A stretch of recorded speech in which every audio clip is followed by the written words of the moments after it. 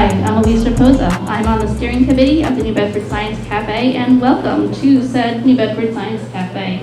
Thank you to Ann Parson, our fearless leader, who's with us today, as always, and for all the steering committee members who also are in attendance. I'd also like to thank Last Round, our host for tonight, for allowing us to occupy their space.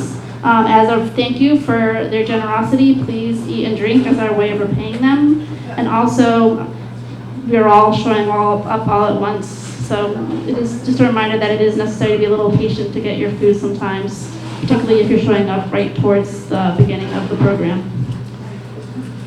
So Science Cafes, there will be about 20 minutes presentation by our speaker, followed by an extended question and answer. I'll come around to make sure everyone can get their questions in, just in case no one's seeing your hand in the air. I'll make sure your question gets delivered to the front. All right, so now an introduction of our speaker. We're very delighted and privileged to have Maggie Jackson with us today. She is an award-winning author and journalist, widely known for her writings on societal trends and science and technology's impacts on our lives. She is here today to talk about her new book, Uncertain: The Wisdom and Wonder of Being Unsure, which explores why we should embrace not knowing in times of flux. Published in New Bedford, the book is already in an expanded second printing and has been named to 3 Best Books of 2023 lists and was nominated for a National Book Award.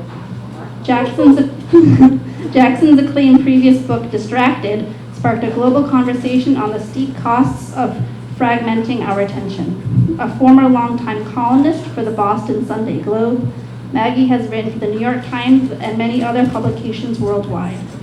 Her writings have been translated into multiple languages, and her work is widely covered by the press. She lives in New York and Rhode Island. And this is a little different. She actually has copies of her books with us here today, and she will be available after to sign copies. And so please join me in welcoming Maggie Jackson.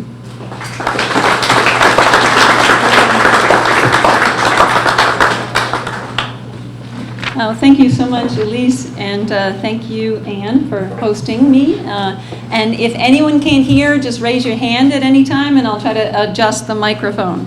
And also thank you all for coming out tonight. It's a great foggy night. Maybe that's a metaphor for uncertainty. But it's also kind of normal, both in our times and in our region. Anyhow, I wanted to start with not really a pop quiz, but maybe a pop survey. When I say uncertainty, what's the one word that springs to mind? And we probably can't get all the way around the room, but just to, give me an example. Yes? Anxiety. Anxiety is the first. Risk. Anxiety. Anxiety, okay. Someone said risk. Heisenberg's principle of uncertainty. Okay, well, we're not going to get too far into physics tonight, but one more. Oh, wait, one at a time? Chaos. Ignorance and chaos. That's really interesting. Okay, well, that's great.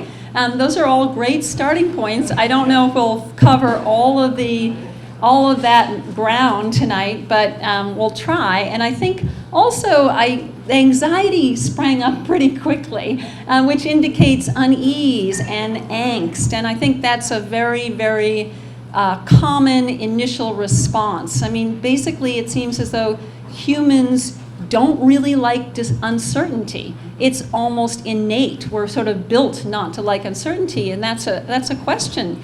And also, is our dislike for uncertainty cultural? Are we living in a time of certainty seeking, or a kind of anxiety born of fear of the uncertain and the unknown?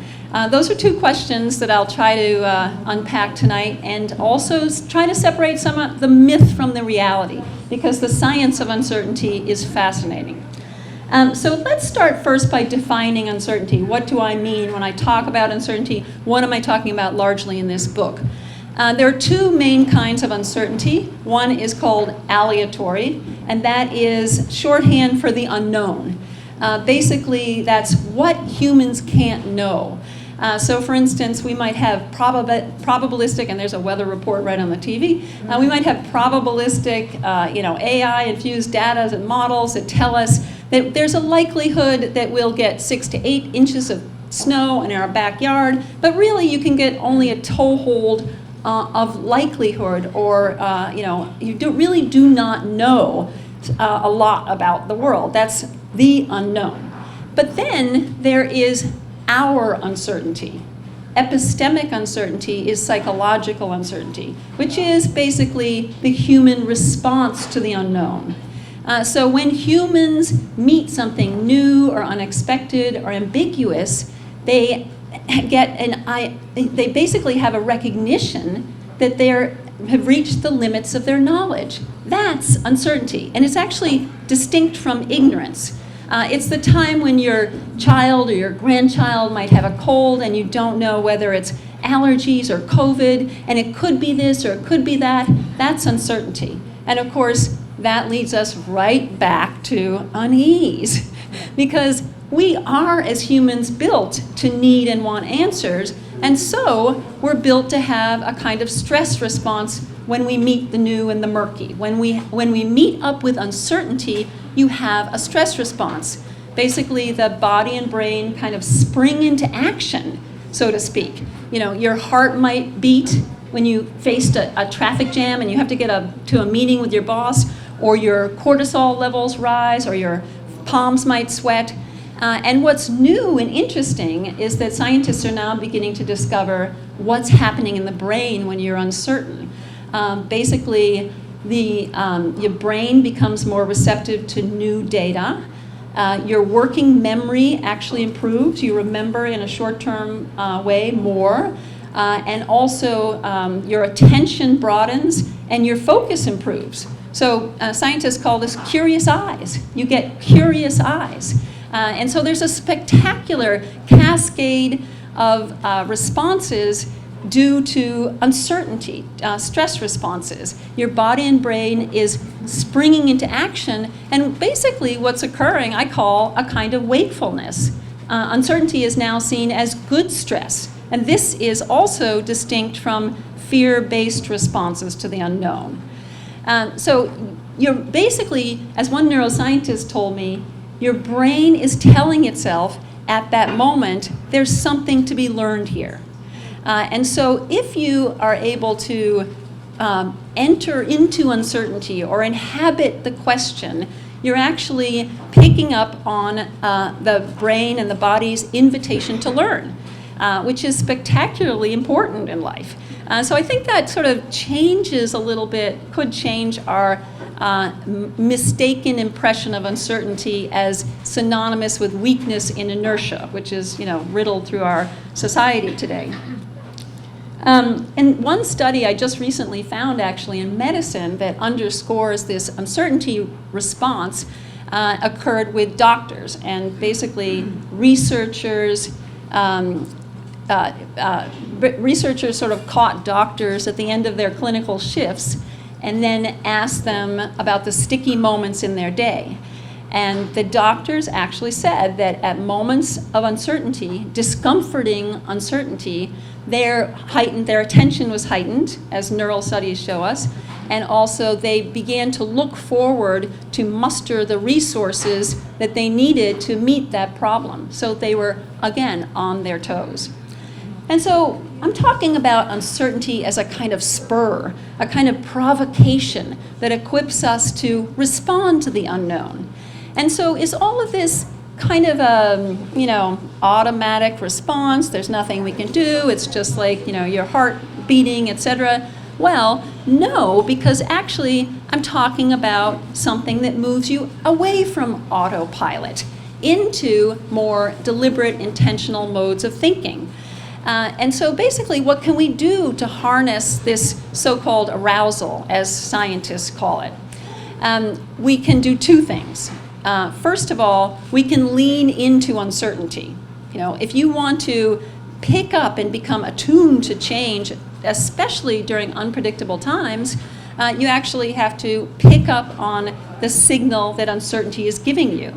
And so what do I mean by that? Well, one study that drew a lot of headlines out of London kind of illustrates this leaning into the stress of uncertainty.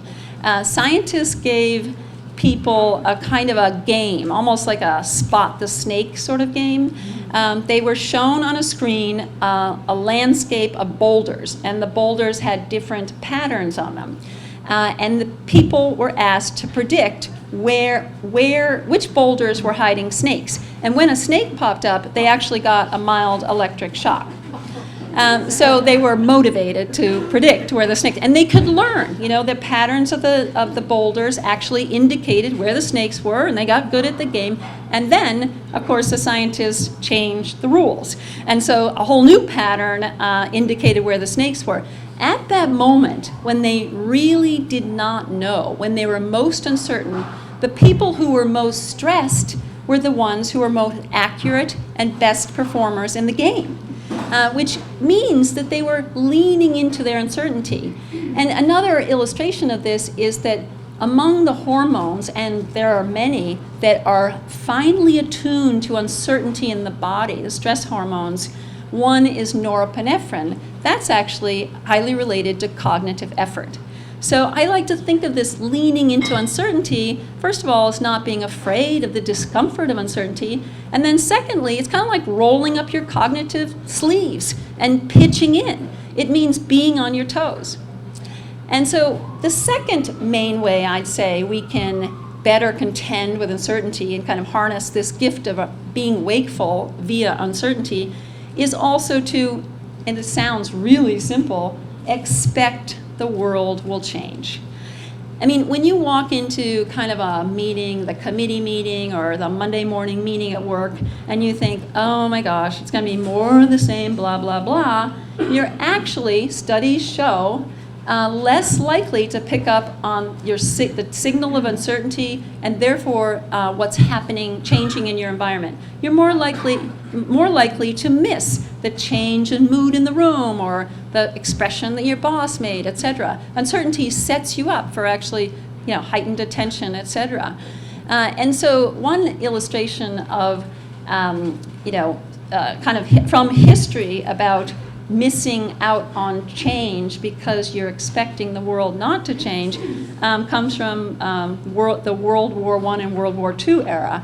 And in World War I, submarines were introduced as a weapon for the first time by both the British and the Germans. And, it was a deadly weapon.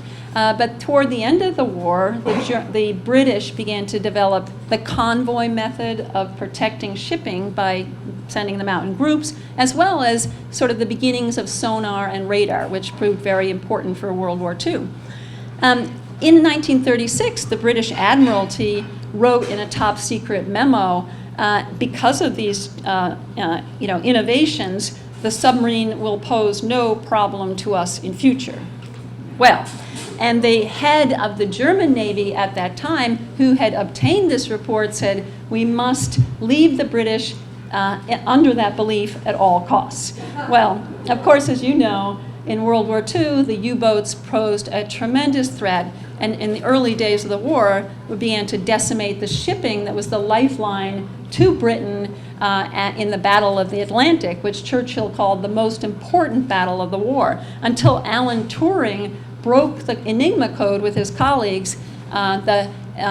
Ironically, the pack-based strategy of German U-boats were really doing grave damage because the British had not expected the world to change. So that's sort of a first pillar of uncertainty. And sorry for the bing, bing, bing. I don't know how to change that. It's okay. I don't know if this is bothering people there. But anyhow, the first pillar of uncertainty is that it is a spur, kind of provocation. The second, so basically, you have to ask, is that the end of the story?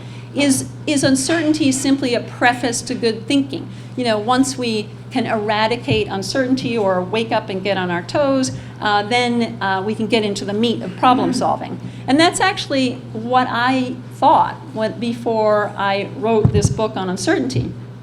I was actually writing a different book when I started. I had finished a book called Distracted, which was about the erosion of attention in society, and I wanted to write a book about thinking, kind of the, if you have a moment's focus, what do you do with it? Well, you need to think, and what kinds of thinking do we need in this fragmented world? And the first chapter was about uncertainty. And, well, then I discovered a tremendous explosion of research in medicine and business, and even in psychology, where uncertainty, believe it or not, epistemic, had been little studied. Psychologists were so focused on the task that what people were doing when they were uncertain or doing nothing at all was not that interesting. And so I think the second pillar of uncertainty is basically what happens after you inhabit the question. Uncertainty enables you to wake up, but also expand the space between question and answer. So uncertainty comes in many different guises. You are able to wade in, and the surgeon, for instance, the expert surgeon, the top expert surgeon, is the one who knows when and how to be unsure in the middle of a crisis in an operating room. Studies show. This is adaptive expertise. Adaptive experts actually spend more time investigating a new complex problem than even novices do.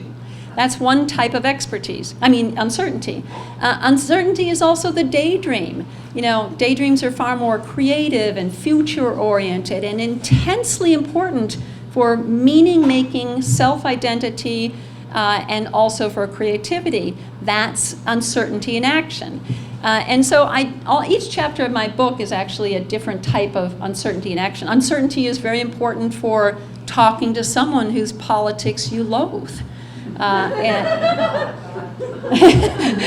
Which is a really, a chilling, alarming state in our country today. If we can use strategies to evoke what Socrates called deliberate perplexity, we can jolt ourselves from the categorization we make about people in the out-group. That's a kind of uncertainty in action. And all of what I'm talking about has rich studies and research behind it. But today, I just want to talk a little bit about a kind of unexpected type of uncertainty, and that's what I'll call fallow time.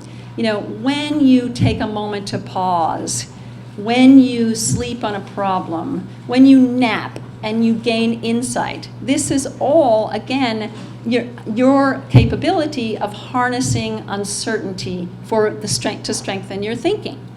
And so to explore this idea that the nothingness in our lives is actually something, and something that, these type of moments in our life that have been long thought to be cognitively empty, really. It's only till recently that scientists began to discover the incredible activity in sleep.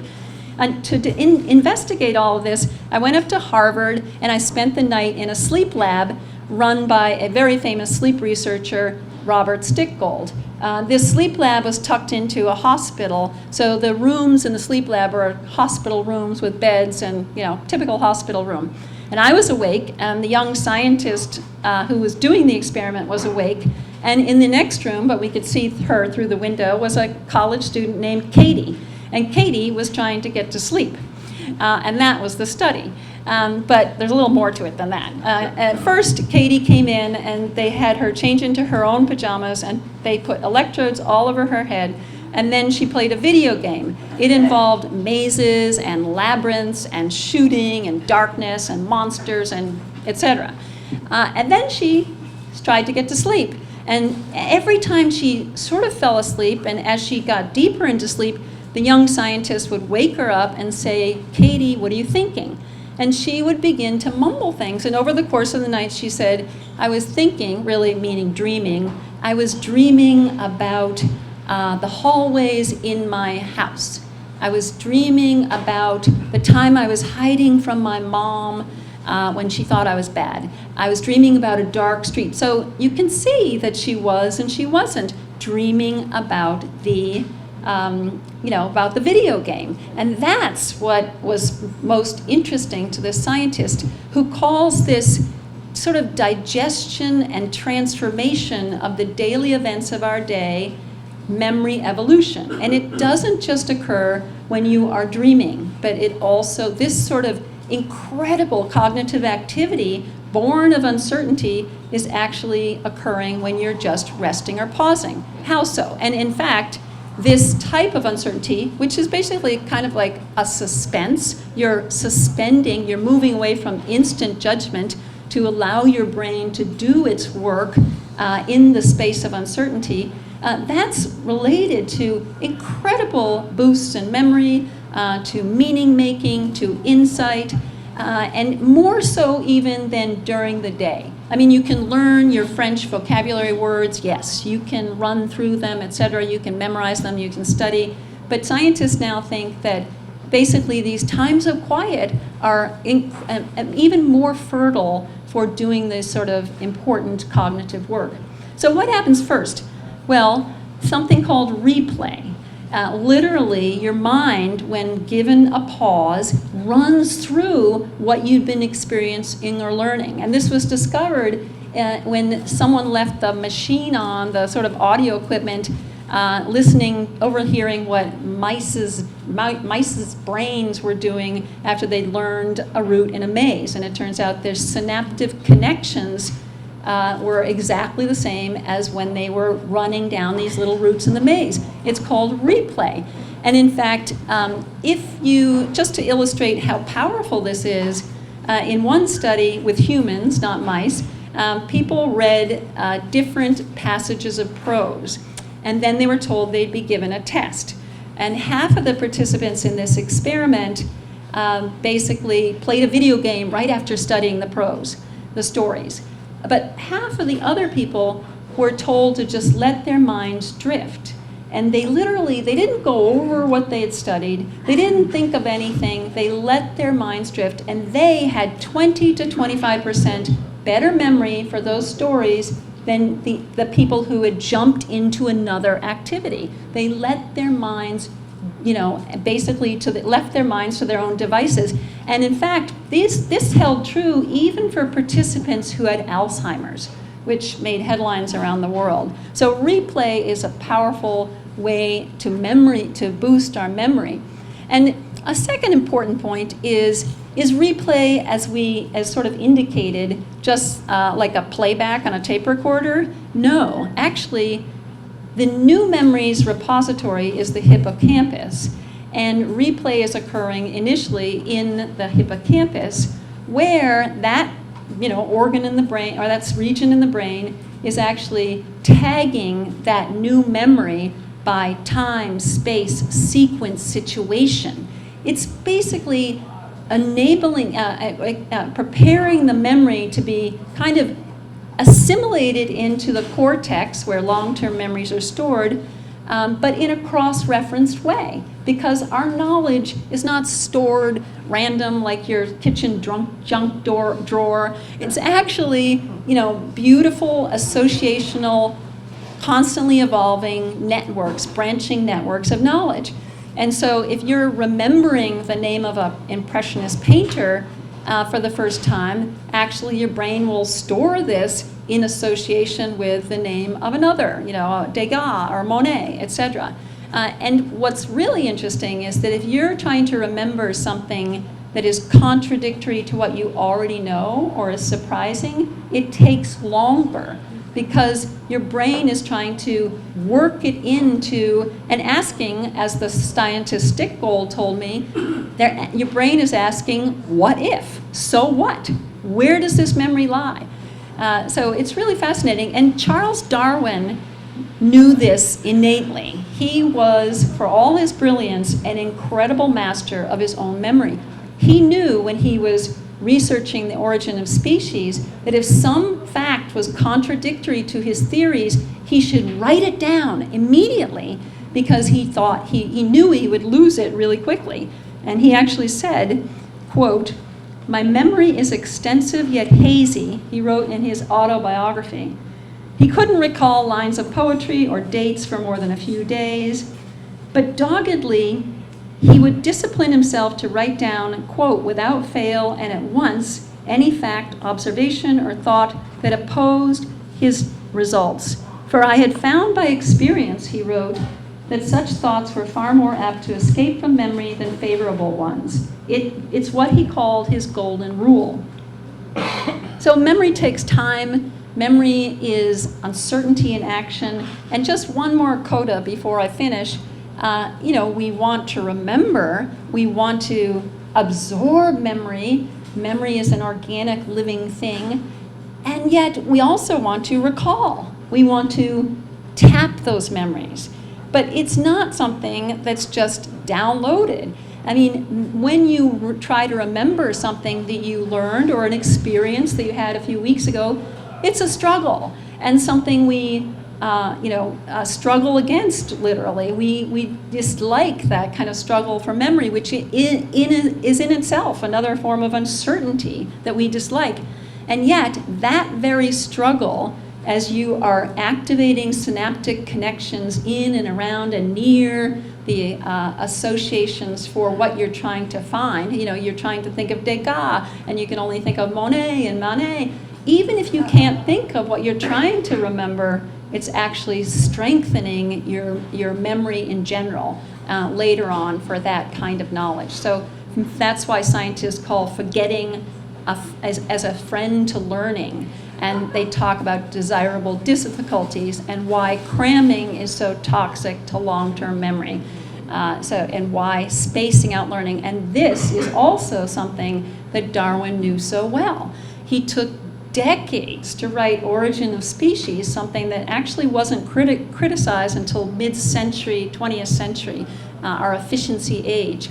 He took decades to muster the evidence, to gather the research, to think about it, but he also moved on and off the topic of evolutionary theory. He constantly would put it aside and do something that didn't seem related and yet might have been, and that was, biographers have seen that when he moved back into evolutionary theory after taking time off, so to speak, that was the time he made the greatest leap forwards in his research. So I've talked about two pillars of research of uncertainty today. There are many more, but just the two, but many types of uncertainty: the spur and the space of possibilities. And I just want to end by saying, although we live in a time of rising volatility in many sectors, erratic weather patterns, precarious job hours, volatility in geopolitics, etc., the question, I think, that confronts us is how will we respond? And that's where our uncertainty comes into play. And in fact, I'm actually hopeful despite these dark times, because I think we're on the cusp of moving into a seismic shift in the human approach to not knowing. I think we're on the frontier of understanding that uncertainty is, important, more so than we ever thought in the grand, years of hyper efficiency, et cetera, in our culture. And why do I think that? Well, in AI, leaders are now redesigning robots and models to imbue them with uncertainty in their aims. This is a huge reimagining of AI. It's currently in sort of beta form, but it's coming. Uncertainty in AI that makes the robot or the model actually teachable because it's interruptible. It's not unstoppable. Currently, all AI is based on a form of intelligence that only means achieving its goals, and therefore that's why we have the power and the glory and the risk of AI today. Uncertainty is now being seen as a treatment for anxiety, actually, because clinical research psychologists are beginning to understand that most mental disorders actually are at root based on a fear of the unknown. So they're treating anxiety, depression, PTSD, eating disorders by helping people tolerate the unknown, tolerate uncertainty through simple steps, and I can talk about that in the question time. And lastly, in medicine, uncertainty in AI is a really hot topic because it's a sector of life that's been venerating, valuing, overvaluing certainty. So now training in uncertainty has been going on in some healthcare systems, such as in Norway and in Maine, training doctors to say, I don't know, when they don't, is actually to actually tame over treatment. It's easier to say, get a test, to get more certainty, rather than think. And also to treat their own anxiety and burnout, which is really important.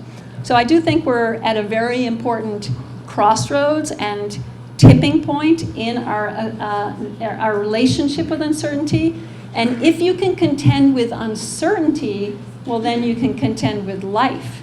Because life, of course, is always going to be mutable, dynamic, imperfect, and unpredictable. Thank you.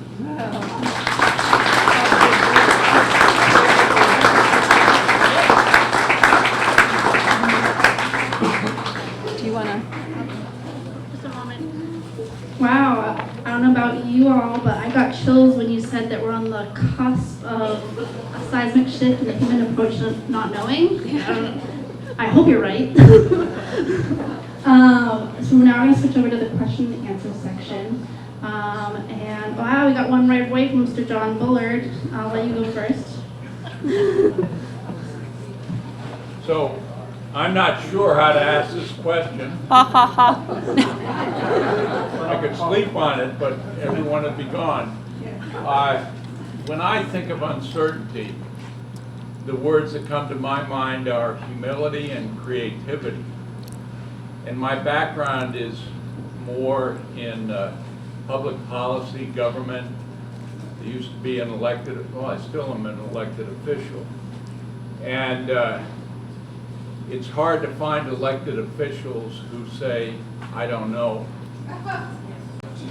Well, somebody else, I think, has discovered that.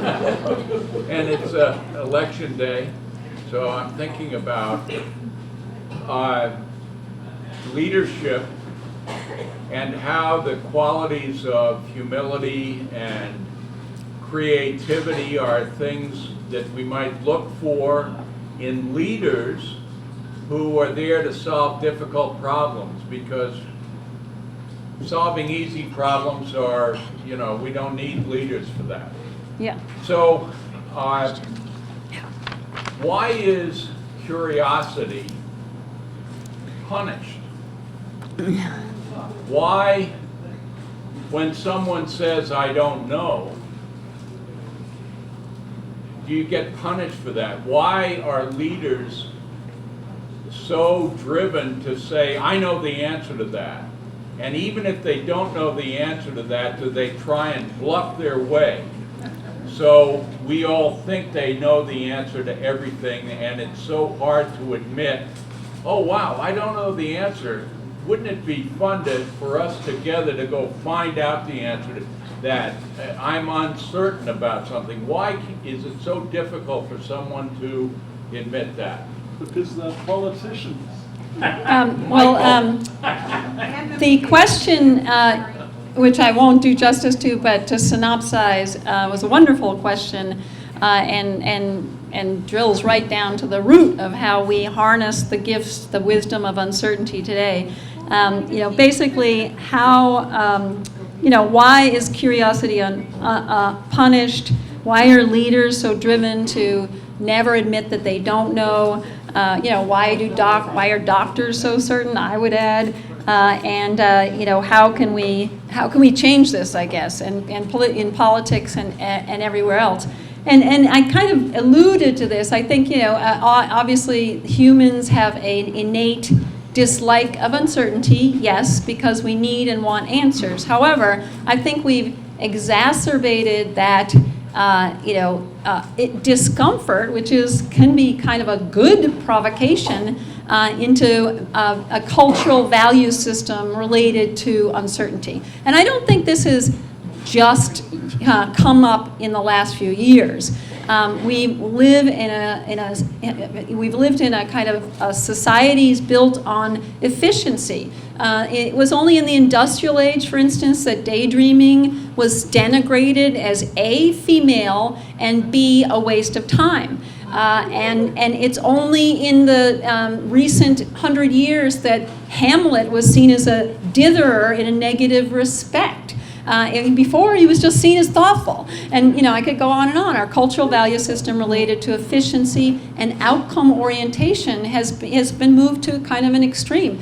I would say that technology, especially from my research, has a good deal to play, can't be blamed for this state of affairs, but technology, if you look at, even just common sense tells us when we look at the internet, we see neat, crisp answers, we get instant deliverables, we see, bullet points and power, et cetera, et cetera. It doesn't look like gray space. It doesn't look like the liminal. And in fact, a brief search online, studies show, leaves people with a kind of Google hubris. They leave feeling that they know more than they do.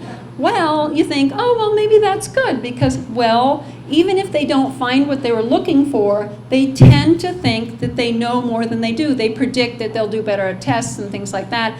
And that's because it seems to be, scientists speculate, that because we were so wedded to this limitless stores of knowledge that we begin to think we too have limitless knowledge. And of course, if you don't know what you don't know, you cannot learn, you cannot move ahead. It's essential. So I think there are many, many confluences and influences on our contemporary certainty-seeking. John Dewey, the philosopher, actually called the sort of long Western, particular march of society the quest for certainty.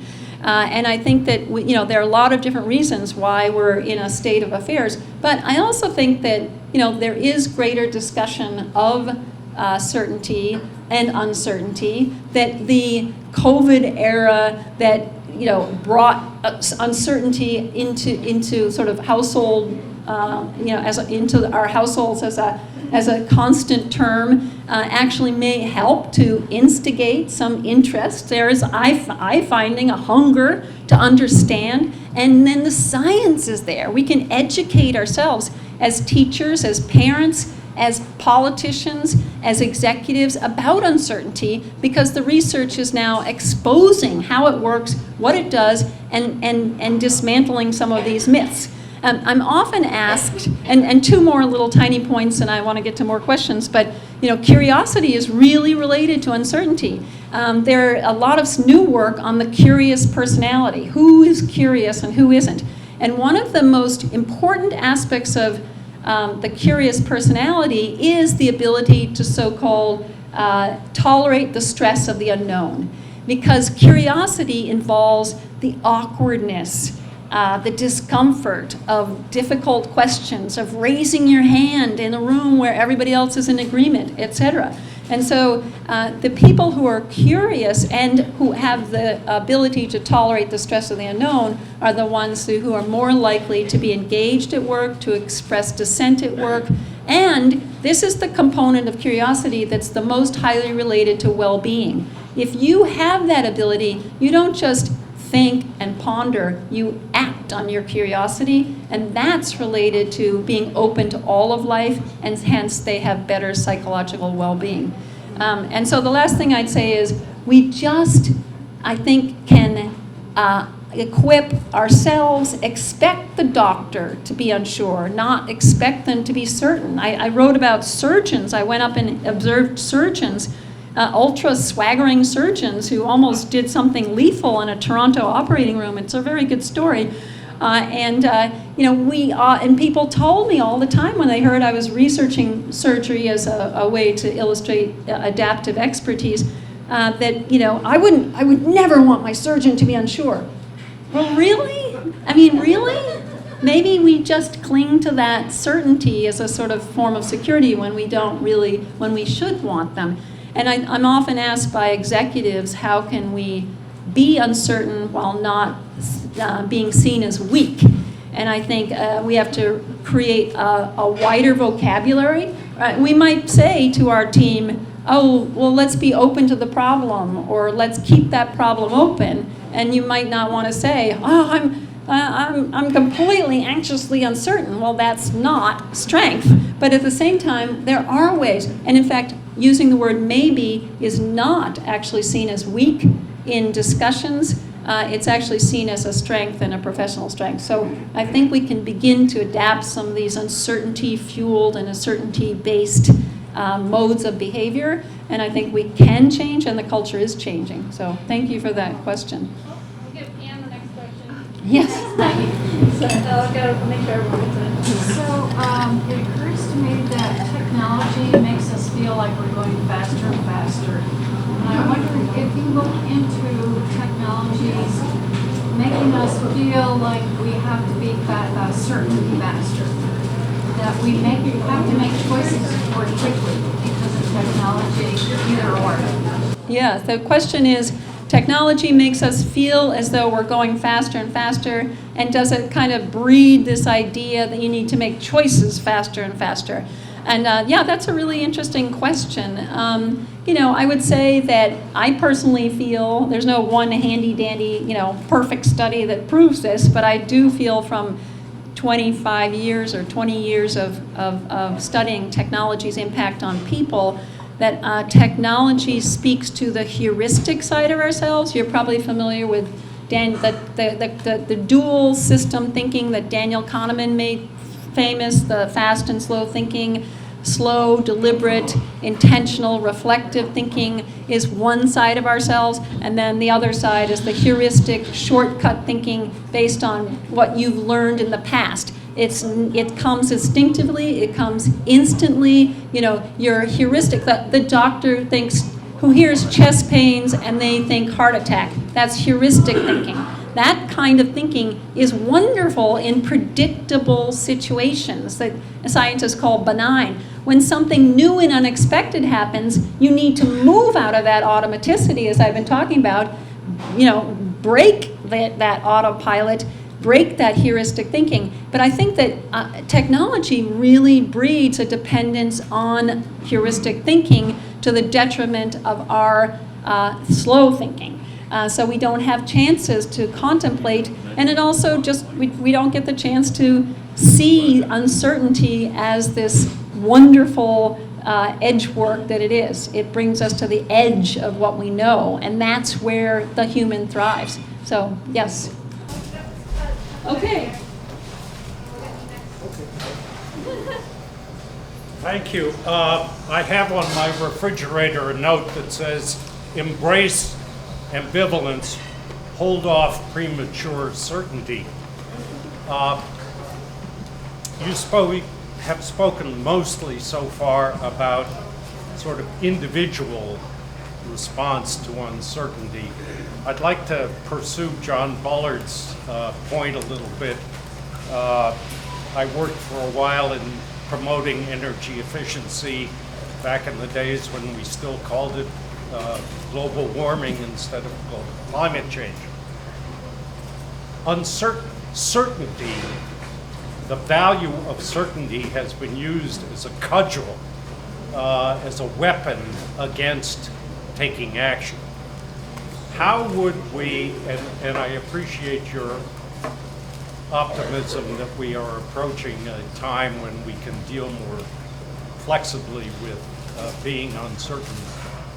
How should we, or can we, organize our education of the next generations to be more comfortable with uncertainty? Uncertainty about personal relationships, uncertainty about the world, about economics, all the things that they face in their lives, and to understand that the approach to uncertainty doesn't have to change just because the subject matter has changed. Yes, so the question is basically about how we can educate the next generation to be more comfortable with uncertainty, and also, I think, in a related way, sometimes certainty can be used as a cudgel or a sort of weapon right, in terms of, social relationships. There have been many books written on the strategy of using we can't act because we aren't certain yet, the science isn't certain.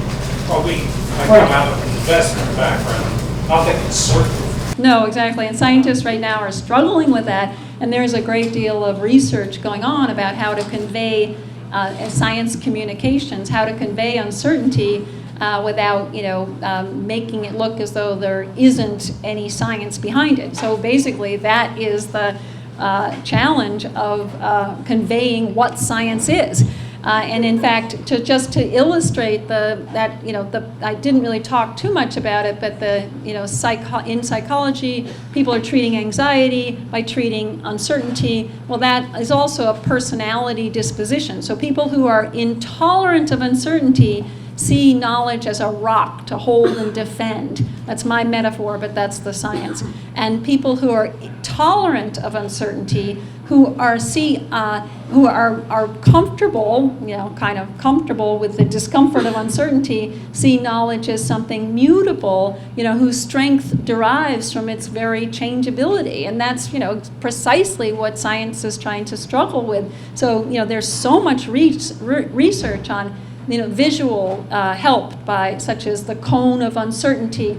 Instead of giving just sheer probabilistic numbers about how many inches of snow you'll get, I've noticed even in the news now, there's the cone of uncertainty gives you more of a spectrum of what the possible outcome is. So getting people to be educated is really important.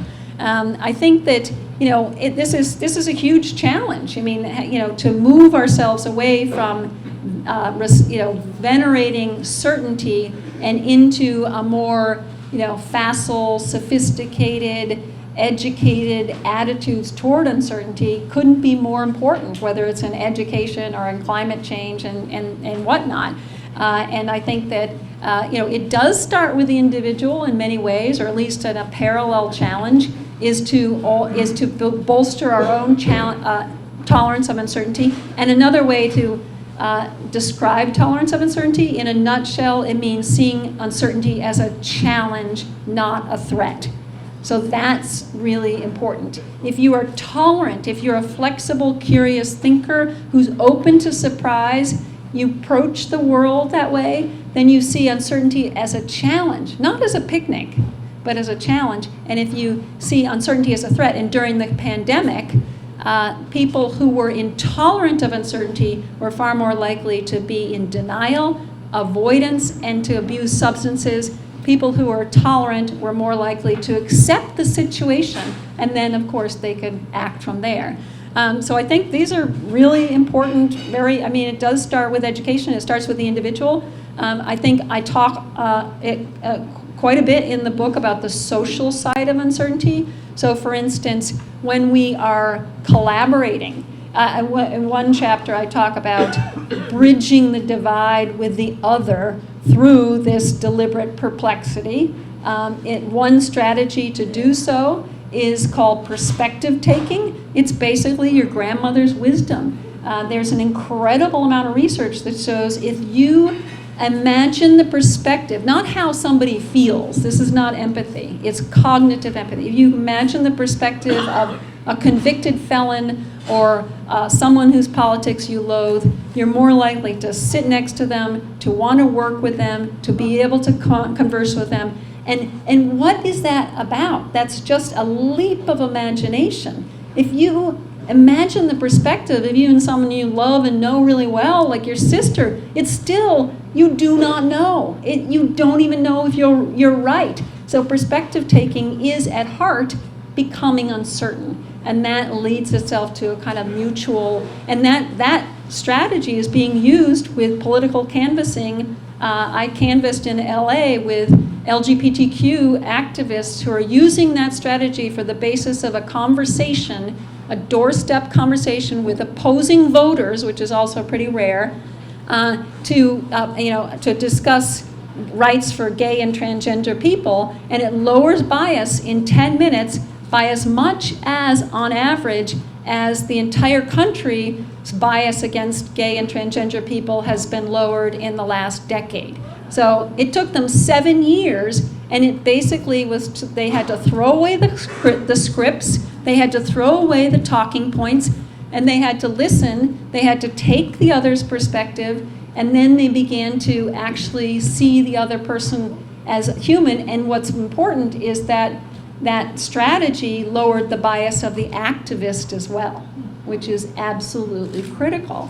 And that's, I also talk about civil rights and other strategies, but in terms of collaboration, there are a lot of work in many, many different groups, from political to juries to space age exploration teams, that show that uncertainty, as reached by respectful disagreement, a real, disagreement is also at the bottom of good collaboration. So we often think that arguments should be one side winning against the other, and actually a good collaboration is built on disagreements that basically change the group dynamic and make the entire group more uncertain and skeptical, etc. And that intensifies discussion, makes people more creative, and so I argue that we need more conflict, not less,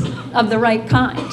And we have to not fear engagement with the other side, but we have to not fall into the complacent agreement of our side too. So I hope that answered a little bit. Have you found anybody who's doing this work at the elementary or secondary education level?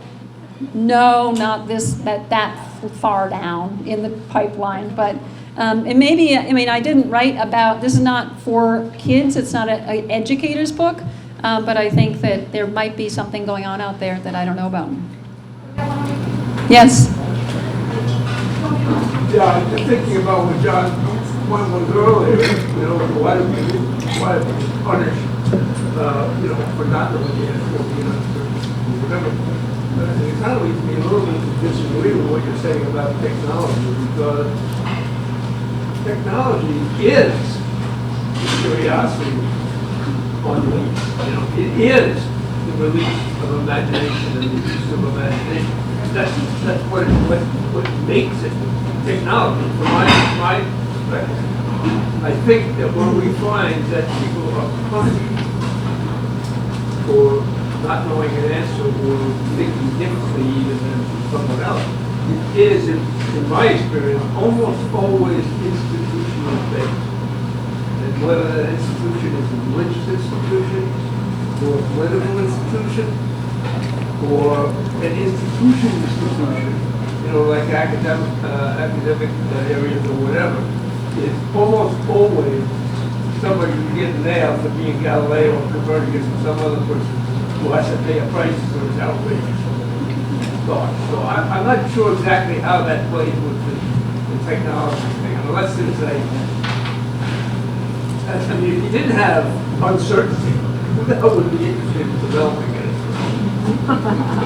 I didn't hear the last thing you said. Who would be interested in devoting his or her life or time or hours or money or whatever to exploring something if you weren't already uncertain? Oh yes, no, that's exactly what uncertainty is. It's a ability to live at the edge or be at the edge of what you know. And I'm not saying, blanket all technology does X, but I think maybe the idea of the creation of technology, who invented the computer, who invented whatever, the fax machine or whatever have you, these sorts of creation of technology is highly, of course, creative, highly curiosity driven, etc. But we have to kind of both consider that and also the use of technology. We can be creative online, we can be curious online, but I don't think we can ignore, the sort of way in which technology impacts us, the degree that which we live in this virtual sphere, which has a certain value system, a certain look, a certain impact on people and on young minds. It also is, highly related to multitasking, to doing things, juggling things instantly, etc. So there are certain values that can tamp down curiosity, even though you can have a wonderful curiosity and uncertainty in other areas of technology. But I think in terms of the way people use technology today, the jury is not out. The research shows that there are deep downsides, and it's really important to question that. So yes, I think we have questions back here. Okay. All right. So one of the things you've been talking about is anxiety as it relates to uncertainty. But if you're doing a lot of anxiety research, like the highest level of anxiety is actually when there is certainty. Right? So end-of-life anxiety, for example, is the highest level we would associate. And when you do anxiety treatment, the first thing you do is treat end-of-life anxiety, and then you figure out how to deal with it past that.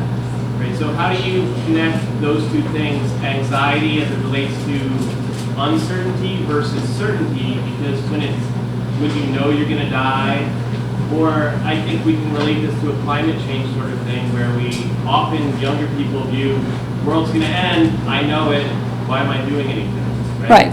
How do we make those associations, and how do you compare those two sides of certainty versus uncertainty with anxiety? Yeah. So again, the question is about certainty's role in anxiety as well as uncertainty's role in anxiety. And in certain types of expressions of anxiety, people think they know what's going to happen. Maybe there is a certainty involved with an end-of-life diagnosis, or maybe people just assume that they know that life will be disastrous, or going to the party on Saturday will be disastrous. But that really is related to exactly what I'm talking about, because leading scientists now believe that a lot of mental disorders are related to fear of the unknown. So to cope with that fear, people might take many different kind of responses. They might assume that if they delegate something at work, it will be a disaster. And so therefore they stay 20 hours a week extra in order to keep from delegating. I'm talking about an actual patient who's been in treatment for tolerance of anxiety, for treating anxiety related to tolerance of uncertainty.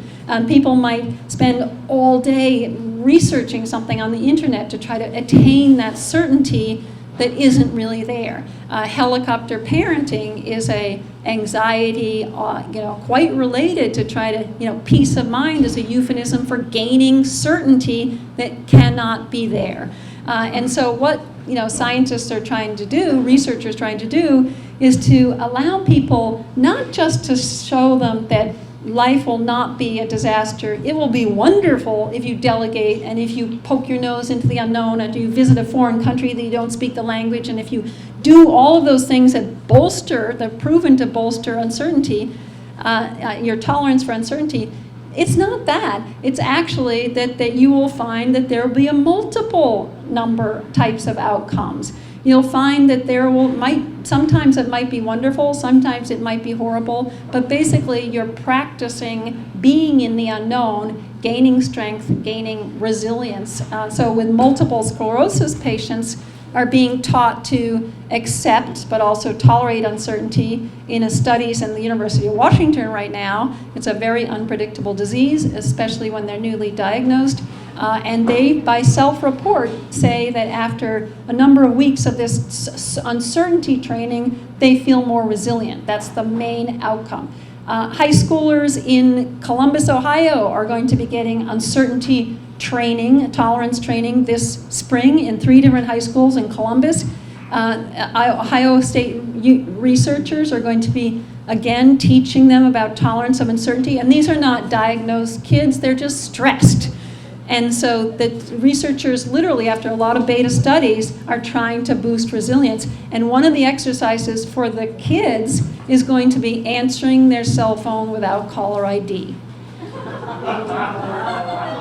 That's all. And one of my young relatives said, that would be terrifying for my generation. So these are, stepping points. So I think certainty is in the mix, and in our response to our fear of uncertainty, we try perhaps to grasp certainty, to see uncertainty, to fool ourselves into uncertainty. But really, when we begin to understand that life is unpredictable, then we can be content. And people tell me this is liberating. Doctors who are in the training in Maine said it gave them courage. Well, courage and uncertainty, who would think that would go together? But it's because the head of the residency program there told me that basically people can rethink and think and gain experience and then come out feeling stronger amidst the unknown that's with us anyhow. So I think, anyhow, you have a question in the back. Okay, I'll be briefer. All right, so much of what you've talked about seems like it's just a cultural overlay of our intolerance for uncertainty. And part of me feels like as a species, genetically, like we must be hardwired to expect and tolerate uncertainty. And then there's this cultural or societal overlay that is altering that ability to express our own, internal sense of expecting uncertainty. And I'm curious if the evidence actually, if the research supports that this is a cultural or societal imposed element of intolerance when for hundreds of thousands of years or tens of that, whatever, we have been much more tolerant of uncertainty. That's a good question. Are we less tolerant of uncertainty in the past? Are we born as humans to be tolerant, or did we evolve to be tolerant of uncertainty? And are we losing that capability? I think that's the question. That's a very difficult question to answer, and I think it's really hard to understand too much more than the present moment. I mean, I would say that basically we are hardwired to dislike uncertainty because we need answers. Psychology, that's a very simple statement, but psychology is riddled with that, bald kind of, understanding of humanity or any other organisms. I mean, we're built to come to an answer because we can't stand whatever period of time in front of the fruit tree and think, is it delicious, is it poison, which all day. There's stories of some ass, or, somewhere about that. And so we're built to have that tension of yearning for uncertainty. And I think, through time immemorial, you can see that humans operate with rituals and routine and a sense of security built on our structures of semi-certainty, et cetera. And I think that, that's really important. But at the same time, we're also built to poke our nose into the unknown. I mean, I talk about the neural workings of the dopamine network as being really importantly pointing to, and I won't go into all the details, that we have a very strong drive to want to know, even if it's not useful for us, even if it's not doesn't give us a reward. There's the neural root of curiosity. We want to know, even if it's just for fun, etc. So I think we have all sorts of conflicting parts of us that can be used when important to have certainty or security when you're a mom, talking about the world to your child. You can't be overwhelmed, so you have to have these sort of systems in balance. But I also think it's really important to keep an eye on contemporary habits and tech devices and value systems that point us toward to tipping the balance, perhaps, to venerating certainty seeking. And I wrote this book partly because I think we do, perhaps now yearn too much for certainty, and cloak ourselves into a misunderstanding of the wisdom of uncertainty. There are no right answers. But one more. I'm gonna let her take the mic after. Yes, okay. All right, well, thank you very much. No. Oh. I'm gonna ask the last question. Oh, the question, okay. Okay. Trust me, I could never do as good a job as you did. I'm actually here with a lot of my classmates. We're from the University of Massachusetts Dartmouth. We're in the research psychology program. Okay. And I was really intrigued about one of the aspects of your talk. You talked about how it relates to creativity, and we're actually, a lot of my friends were all in a class that specializes in creativity right now. So I was wondering if you could just elaborate a little bit more on how uncertainty can affect creativity and foster it. Yeah, okay, that's great. That's a great question. Maybe you did hear it, maybe the camera heard it, but how can uncertainty foster creativity? Well, in a nutshell, this yearning that we have to stick with what we know, which means that we we have to sail through. This has something to do with heuristics, it has something to do with routine, it has something to do with autopilot, but basically another way to frame this yearning for stability is to talk about what's called predictive processing. So basically when you leave your house, at the end of the day that your driveway probably isn't going to be in a different position. As you walk down the street, you're probably not going to see a tiger because you have these mental models built up over time that give you a kind of ability to predict what you expect, what you assume. When you see something new and your senses say, hey, there's a gap between what you expect and what the reality now is, that's called a prediction error.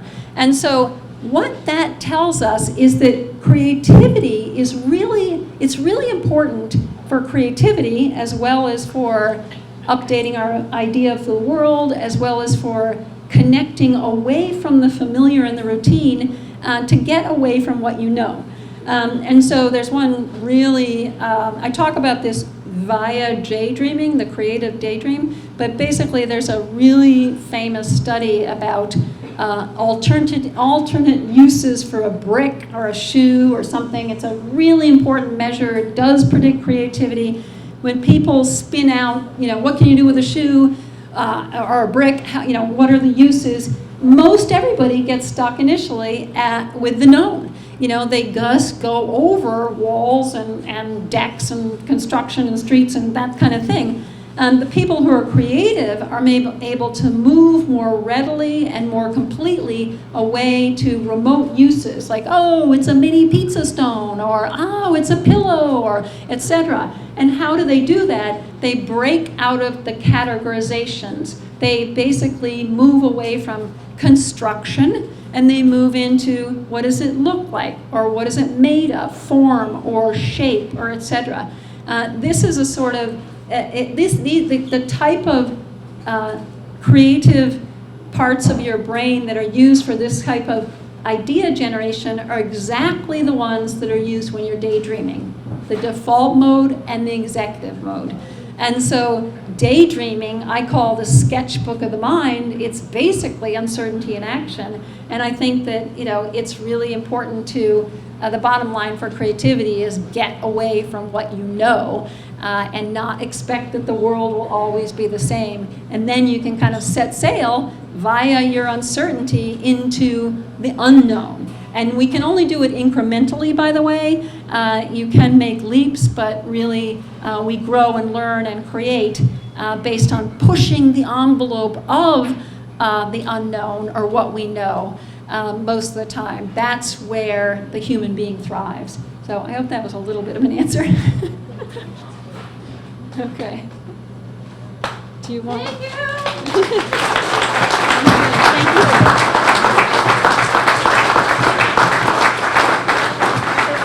That wraps up our question and answer section. Thank you so much. Please take this as a very small token of our appreciation on behalf of the New Bedford Science Cafe. Thank you. Thank you. Here at New Bedford Science Cafe, the ability to say I don't know is something I think we all value. And maybe we're all feeling a little less afraid to say that. I hope we all walk away just being willing to say I don't know. And Our next speaker is Science Cafe Steering Committee member and UMass Dartmouth professor Grant O'Reilly in the back. Hey, Grant. Who will be answering your burning questions about the atomic bomb in his presentation titled The Science of Oppenheimer. To learn about future Science Cafe gatherings, please follow us on Facebook or sign up for our email at the Bedford Science Cafe website. Just Google it or DuckDuckGo it. I'd like to conclude by thanking the Science Journals and Parson for being the driving force behind the Bedford Science Cafe and for inviting Maggie to join us. And thank you all for being here today. And don't forget, Maggie Jackson has her books right under that red light, and she accepts all forms of payment. And thank you all for being here today. Good night, and see you next time.